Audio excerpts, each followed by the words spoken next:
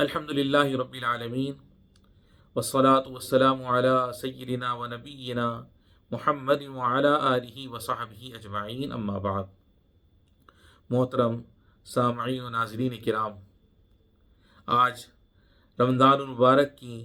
تیاری کے سلسلے میں یہ دوسرا پروگرام میں آپ کی خدمت میں پیش کر رہا ہوں، اور اس پروگرام کا اور اس درس کا موضوع ہے گزشتہ رمضان میں روزوں کی قضا۔ میرے محترم بھائیوں اور بہنوں، روزے دار کبھی بیمار ہو جاتا ہے تو روزہ چھوڑ دیتا ہے، اور کبھی سفر میں ہوتا ہے تو روزہ نہیں رکھتا۔ ایسی صورت میں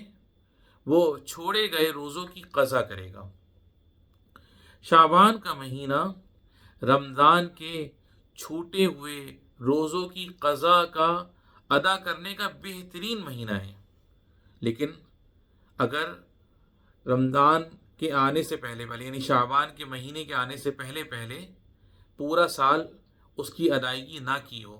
تو اس صورت میں یہ شعبان کا جو مہینہ ہے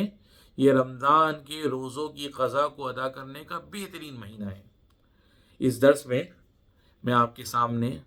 روزوں کی قضا کے کچھ احکام آپ کے سامنے بیان کروں گا۔ نمبر 1، رمضان کے روزوں کی قضا میں وسعت ہے، تنگی نہیں ہے۔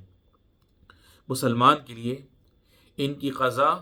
شعبان تک مؤخر کرنا جائز ہے۔ چنانچہ حضرت عائشہ صدیقہ رضی اللہ تعالی عنہ سے مروی ہے،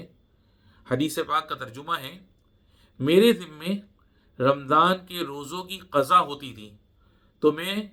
ان کی قضا نہیں کر پاتی تھی یہاں تک کہ شعبان کا مہینہ آ جاتا تھا۔ نمبر 2، افضل یہ ہے کہ رمضان کے بعد ہی روزوں کی قضا کو ادا کرنے میں جلدی کرنا چاہیے، تاکہ ذمہ داری سے فرصت مل جائے اور نفلی روزوں کے لیے مسلمان فارغ ہو جائے۔ نمبر 3، جو شخص رمضان کے روزوں کی قضا کر سکتا ہے اس کے لیے جائز نہیں کہ وہ اتنی تاخیر کرے کہ دوسرا رمضان آ جائے۔ وسعت صرف 1 سال کے لیے ہے۔ جب شعبان کا صرف اتنا حصہ باقی رہ جائے کہ اس میں قضا کی جا سکتی ہو تو مسلمان کے لیے قضا واجب ہے، تاکہ ایسا نہ ہو کہ دوسرا رمضان آ جائے اور اس کے پچھلے رمضان کے روزوں کی قضا باقی رہ جائے۔ نمبر 4، جو بغیر کسی عذر کے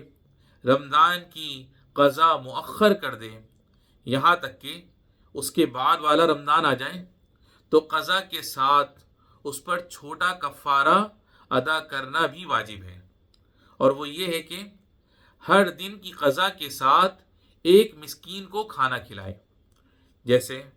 حضرت ابو ہریرہ رضی اللہ عنہ سے روایت ہے، انہوں نے ارشاد فرمایا،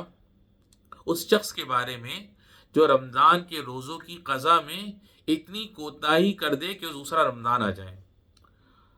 حدیث پاک کا ترجمہ ہے، وہ لوگوں کے ساتھ روزہ رکھے گا، چھوٹے ہوئے روزوں کی قضا کرے گا اور ہر دن ایک مسکین کو کھانا کھلائے گا۔ نمبر 5، جو جان بوجھ کر قضا کو مؤخر کر دے یہاں تک کہ شعبان کے صرف اتنے ہی دن باقی رہ جائیں جتنے اس کے ذمے قضا ہیں، لیکن اس کی نیت ہو کہ وہ رمضان کے روزوں کی قضا ادا کرے گا، اگر وہ بیمار ہو جائے اس صورت میں یا کوئی ضروری سفر پر نکل جائے تو وہ کوتاہی کرنے والا نہیں مانا جائے گا، بلکہ وہ معذور سمجھا جائے گا، اور بغیر کفارہ دیے ہوئے رمضان کے بعد وہ روزوں کی قضا کرے گا، یعنی رمضان کے گزرنے کے بعد وہ ان روزوں کی قضا کرے گا۔ اس معاملے میں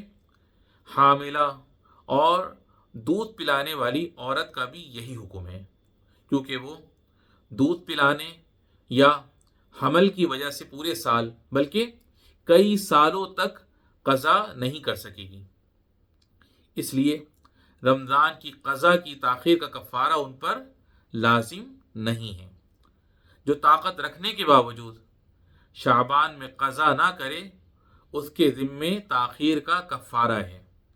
اللہ سے ہماری دعا ہے کہ ہمیں اطاعت میں جلدی کرنے والا اور نیکیوں میں سبقت کرنے والوں میں سے بنا دے۔ وصلی اللہ علی سیدنا و نبینا محمد وعلی آلہ وصحبہ اجمعین والحمد للہ رب العالمین۔